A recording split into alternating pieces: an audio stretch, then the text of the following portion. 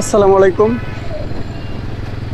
আশা করছি আল্লাহর অশেষ রহমতে সবাই ভালো আছেন এবং আপনাদের দোয়ায় আমিও ভালো আছি।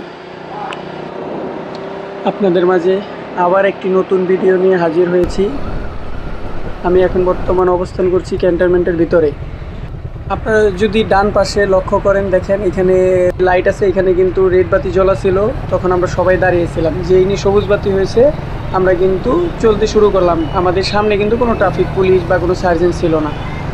এখানে সম্পূর্ণ সৈনিক ক্লাবের কন্ট্রোলের ট্রাফিক সিগন্যালের যে কন্ট্রোলের দায়িত্ব সম্পূর্ণই সৈনিক ক্লাবের ভিতরে পুরোটাই কন্ট্রোল করে থাকে সেনাবাহিনী। এখানে সবুজ বাতি চলা ছিল, আমরা কিন্তু ডাইরেক্ট সিগন্যালে না থেমে ডাইরেক্ট চলতে শুরু করেছি। এখানে যদি রেড বাতি থাকতো অবশ্যই আমাদের থামতে হতো, যতই সামনে পুরো ফাঁকা থাকুক না কেন, তারপর আমাদের যেতে পারবো না, আমাদের দাঁড়াইতেই হবে।